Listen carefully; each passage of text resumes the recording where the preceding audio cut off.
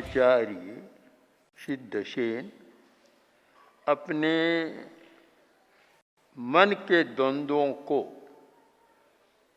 स्तुति के माध्यम से बाहर ला रही है। हर व्यक्ति के मन में द्वंद्व होता है, अंतर्द्वंद्व, और वह अंतर्द्वंद्व जब बाहर आता है तो हल्का हो जाता है, भीतर रहता है तो समस्याएं पैदा करता है। तो आचार्य ने कहा कि प्रभो, यह संसार समुद्र है, अपार है। हम संसार को एक समुद्र की कल्पना करें। संसार का मतलब जन्म मरण का चक्र, उसका नाम है संसार। तो ये संसार है, अपार है, पार नहीं, अनादि, और होगा मोक्ष जाएगा तब, नहीं तो अनादि अनंत है, अपार। अब अपार है, उसमें सबका योग कैसे मिल सकता है? प्रभु, ऐसा लगता है कि मैंने आपका नाम भी नहीं सुना, गोत्र भी नहीं सुना, आप मेरे कानों की विषय नहीं बनी, मैंने आपके बारे में कोई सुनी नहीं बात। प्रमाण क्या नहीं सुना? इसका क्या? अगर मैं आपका नाम पहले सुन लेता, आपके बारे में पहले कुछ सुन लेता और आपके निकट आ जाता तो कोई विपदा जीवन में नहीं आती। कैसे? प्रमाण कर रहे हैं, आकर्णिते तु तव गोत्र पवित्र मंत्रे। अगर आपके गोत्र का पवित्र मंत्र पहले सुना हुआ होता तो यह विपदा रूपी सर्पिणी निकट ही नहीं आती। भगवान पार्श्व का गोत्र है नागवंश, वंश है नाग। भगवान पार्श्व और भगवान महावीर दोनों नागवंशी क्षत्रिय हैं। तो नागवंश है, नाग का संपर्क रहा है। बाद में भी धर्मेंद्र पद्मावती नाग का संपर्क है।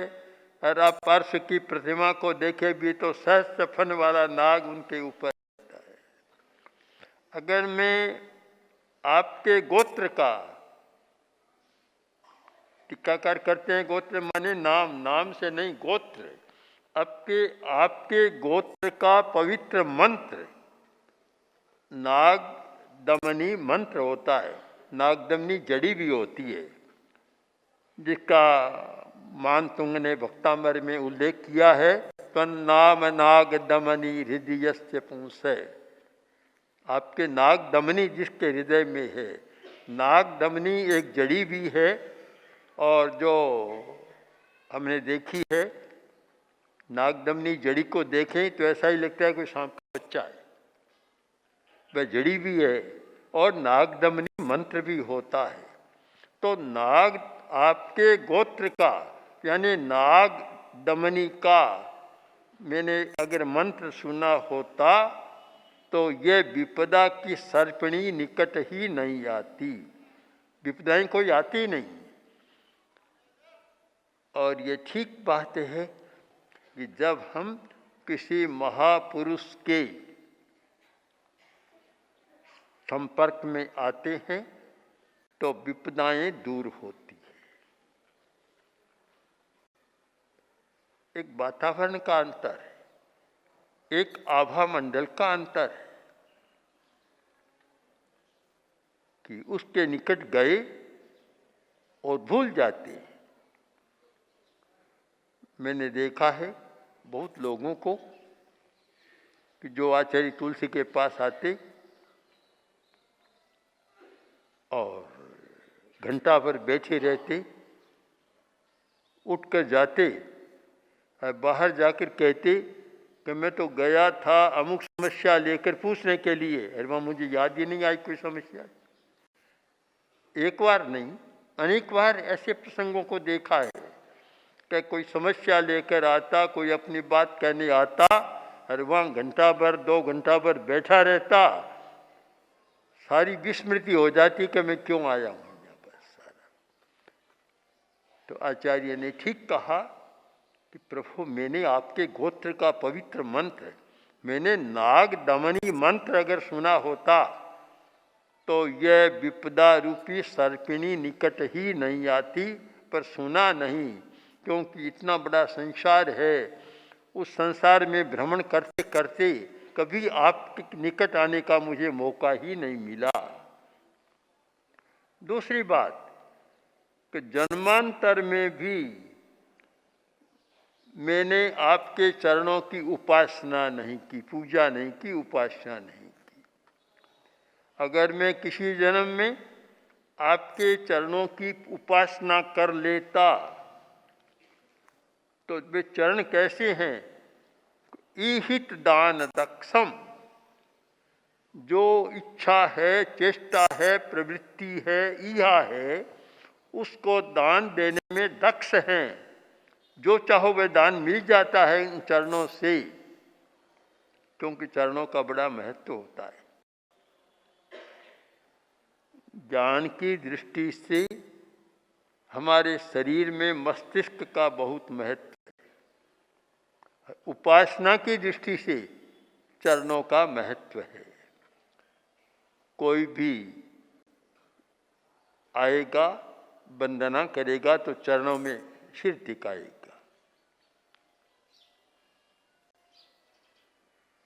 ये संस्कार है और संस्कार में सार्थकता भी है, क्योंकि चरण की, पैर की ऊर्जा जो निकलती है और जिसके चरण पवित्र है, जिसके साधना के द्वारा पवित्र हो चुके हैं, उसकी ऊर्जा सिर पर टिकती है तो उसका भी कल्याण होता है, बहुत सारी समस्याओं का समाधान भी होता है।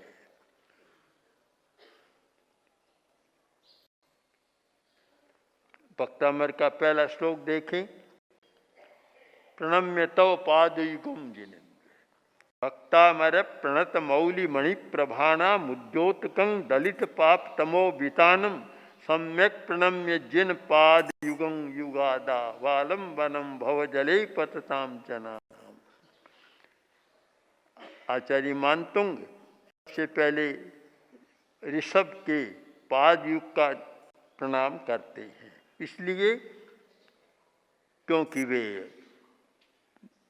जन्मांतर में भी लाभ देने वाले कल्याणकारी हैं। और एक समय था कि शायद मूर्ति की अपेक्षा चरण न्यास को ज़्यादा महत्व दिया जाता था। पगलियों की स्थापना ये चलता था, स्थापना होती थी। आज भी जैनों में जिनदत्त सूर्य आदि की मूर्तियां नहीं है, उनके चरण ही हैं, पगलियों की स्थापना। तो पैरों से ऊर्जा जो निकलती है वह ऊर्जा बहुत शक्तिशाली होती है। बहुत वर्ष पहले कुछ विशेष जो जानकार होते हैं उन्होंने आचार्य तुलसी से भी कहा था कि आप अपने चरणों का स्पर्श न करने दें।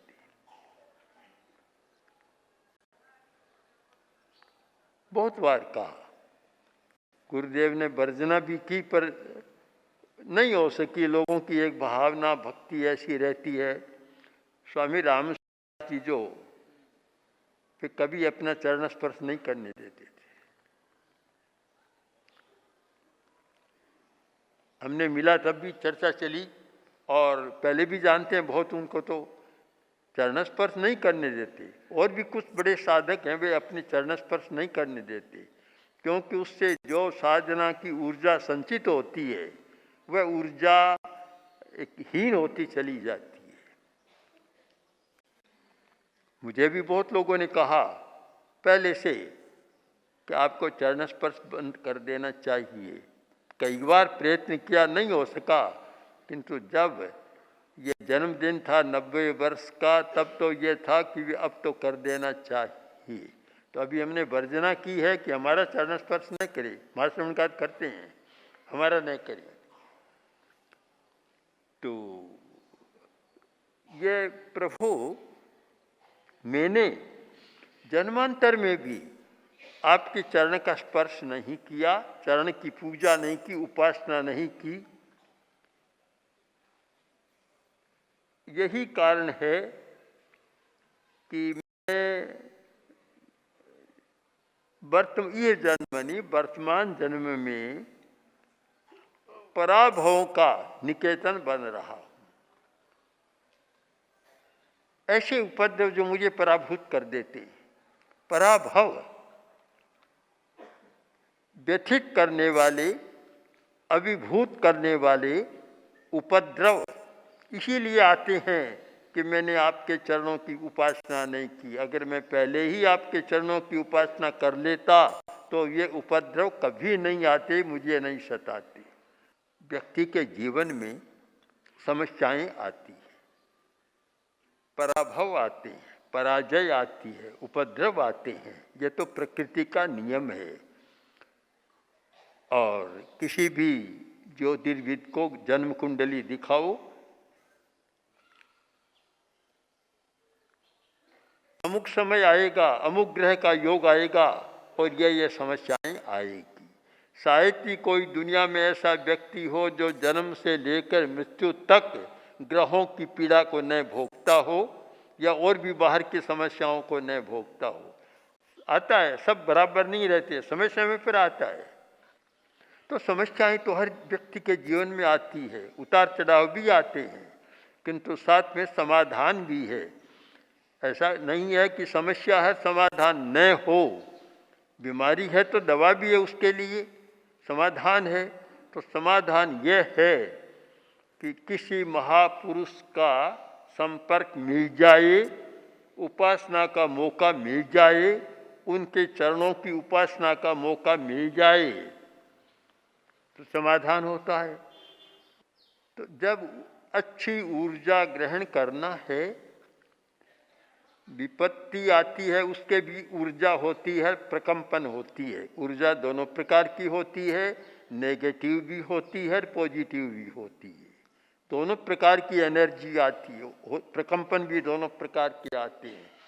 अगर नकारात्मक प्रकंपनों को हम सकारात्मक प्रकंपनों के द्वारा पराभूत कर सके तो वे आएगी, चली जाएगी, हमारा कोई अनिष्ट नहीं कर सकेगी। और उधर से भी नकारात्मक ऊर्जा आती है, व्यक्ति का मन भी नकारात्मक ऊर्जा से भरा हुआ है, तो उस पर उसका प्रभाव हो जाएगा। तो आचार्य ने ठीक कहा है कि प्रभु ये उपद्रव, ये बार बार जो व्यथित कर रहे हैं, मन को मथित कर रही हैं, व्यथित कर रही हैं, इसका कारण यह है कि मैंने आपके चरणों की उपासना नहीं की। इससे हम एक समझ सकते हैं कि उपासना का एक बड़ा महत्व है। उपासना, भक्ति, ध्यान और चरित्र, ये 3-4 बड़े महत्वपूर्ण शब्द हैं। चरित्र तो अपना होना ही चाहिए, किंतु चरित्र का बल भी कब होता है और व्यक्ति में भी बल कब होता है, उसके लिए उपासना और भक्ति भी बहुत जरूरी है। आचार्य कुंद जैसे आध्यात्म पुरुष जो अध्यात्म की परंपरा में प्रथम स्थान पर कहा जा सकता है, उन्होंने भी भक्तियाँ लिखी है, 9 भक्ति लिखी है। अरहत भक्ति, सिद्ध भक्ति, आचार्य भक्ति, भक्तियाँ लिखी है। भक्ति बहुत जरूरी है, उपासना भी जरूरी है।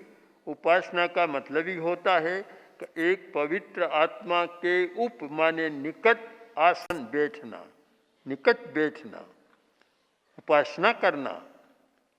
लोग उपवास करते हैं, उपवास क्या है? उपासना है। उपवास का मतलब क्या है? आत्मा के निकट रहना। उप शब्दों पर ध्यान दें, उपवास 2 शब्द है। उप का मतलब है संस्कृत में निकट, और वास माने निवास करना, रहना। उपवास का मतलब ही है आत्मा के निकट रहना। उपवास वही होता है कि आत्मा के निकट रहे, यह नहीं कि उपवास तो कर लिया, त्याग कर लिया और दिन भर या तो सावध्य काम करता रहे या लड़ाई झगड़ा करता रहे, उपवास भी चलता रहे, तो वह फिर उपवास नहीं होता, वह लंघन हो जाता है। एक होता है लंघन और एक होता है उपवास। लंघन तो हो गया, नहीं खाया तो लंघन हो गया, पर उपवास नहीं हुआ। उपवास करने की विधि है, प्राचीन काल की विधि है कि जब श्रावक उपवास करते थे तो अपनी पौषधशाला में जाकर एकांत में बैठकर स्वाध्याय ध्यान में सारा दिन रात बिताते थे, आत्मलीनता में बिताते थे। आत्मा के निकट रहना वह उपवास है। काम तो सारा दिन दूसरा दूसरा करे और उपवास भी करे, तो उन्हें सोचना है कि मैं लंघन कर रहा हूँ, वास्तव में उपवास नहीं कर रहा हूँ। तो आचार्य ने भी ठीक कहा कि प्रभु, मैंने आपके इन चरणों की उपासना नहीं की, भक्ति नहीं की, इसीलिए ये सारे कष्ट आ रहे हैं। अगर करता तो ये कभी कष्ट आते नहीं। तो एक बहुत ही सुंदर पथ दर्शन दिया है कि जिन व्यक्तियों को पराभवों से बचना है, उन्हें पवित्र आत्माओं की चरणों की उपासना, यानी उनके निकट बैठना, उपासना करना, यह जरूरी है। और उपासना करने से चाहे 1 घंटा बैठा रहा, मौन बैठा रहा, एक शब्द भी न गुरु बोले न वह बोला, और बोलना भी ज़्यादा नहीं चाहिए, बोलेगा तो व्यवधान आएगा, बस उसमें लीन हो गया, तल्लीन, तो जो ऊर्जा का लाभ मिलना चाहिए वह प्राप्त हो गया। तो हम उपासना और भक्ति की विधि को भी जाने। नाम तो बहुत चलता है, लोग करते हैं, पर विधि को नहीं जानते कि उपासना कैसे की जा सकती है, भक्ति कैसे की जा सकती है, उपवास कैसे किया जा सकता है। जब तक इस मर्म को न जाने तो मर्म को पकड़े बिना होता नहीं। जब तक श्री कृष्ण ने भीम को मर्म नहीं बताया, वह दुर्योधन का कुछ भी नहीं बिगाड़ सका। जब मर्म बता दिया कि अमुक स्थान पर चोट करो, बड़ी लंबी कहानी है, अभी कहानी में नहीं जाऊंगा, बड़ी घटना है, पर जब मर्म बताया कि यह मर्म है, तुम वहाँ प्रहार करो, और वहाँ प्रहार किया, सफल हो गया। मर्म को पकड़ना बहुत जरूरी है। हम कोई भी काम करें तो केवल कार्य नहीं, उसके मर्म को पकड़ें, मर्म विधा, मर्म भित। इसीलिए आयुर्वेद में भी मर्म का बहुत बड़ा वर्णन है, और प्रेक्षा ध्यान में भी जो चैतन्य केंद्र है वह भी मर्म स्थान है, सारे मर्म स्थान है। तो हम मर्म स्थान को, मर्म की बात को पकड़ सके तो उपासना के द्वारा बहुत अधिक लाभान्वित हो सकते हैं। किसानों की खेती पक जाती और बालियां ऊपर आती, चने पकते, चने को होला बोलते, होला। जब होला सेकते खाते, तब होली होली होली। एक उनके उल्लास का दिन था ये, किसानों के, कि फसल पक गई और अब एक आनंद का दिन है। और इसके साथ अनेक पुरुषों की बात, घटनाएं भी जुड़ी हुई है। हम इसको एक स्वास्थ्य की दृष्टि से देखें तो एक संक्रमण होता है। 4 महीने बीत गए और 4 महीने सामने हैं। शीत ऋतु का, वास्तव में 3 ऋतुएं होती है, 6 का विभाग कर दिया गया, 3 है, शीत, ग्रीष्म और वर्षा। बस 4 महीना शीत ऋतु का, 4 महीना ग्रीष्म का, 4 महीना वर्षा का, 3 ऋतुएं हैं, और 6 में भी कर सकते हैं। तो बीत गया। अब जब नया एक संक्रमण हो रहा है सर्दी और गर्मी के बीच में, तो सारी शरीर की क्रियाएं बदलती है, रक्त का संचरण भी बदलता है, रक्त बदलता है। तो इस समय, इस दिन जो एक संक्रमण का दिन है, व्यक्ति अपने आभा मंडल को अच्छा बनाए तो बहुत प्रसन्नता के साथ जीवन चलता है। हमारा शरीर क्या है? प्रकंपनों का समूह है। शरीर आपको स्थूल लगता है, यह मकान भी स्थूल लगता है। स्थूल है क्या? सारे प्रकंपन ही प्रकंपन है, प्रकंपनों का समूह बन गया, स्थूल लग रहा है। वैज्ञानिक दृष्टि से बताया गया कि सारी दुनिया के जितने पदार्थ हैं उनको कूट पींच कर एक गोली बनाई जाए तो इतनी सारी सब पदार्थों की, जो पहाड़ और सब आ गए, एक इतनी सी गोली बनेगी। ये प्रकंपन ही प्रकंपन है। तो रंग का भी प्रकंपन है, हम बोलते हैं, शब्दों का भी प्रकंपन है। हमारे प्रकंपन अच्छे हों, और इस पर एक जैन दर्शन का सिद्धांत है, लेस्या का सिद्धांत, और इस पर विकसित हुआ है आभा मंडल का सिद्धांत।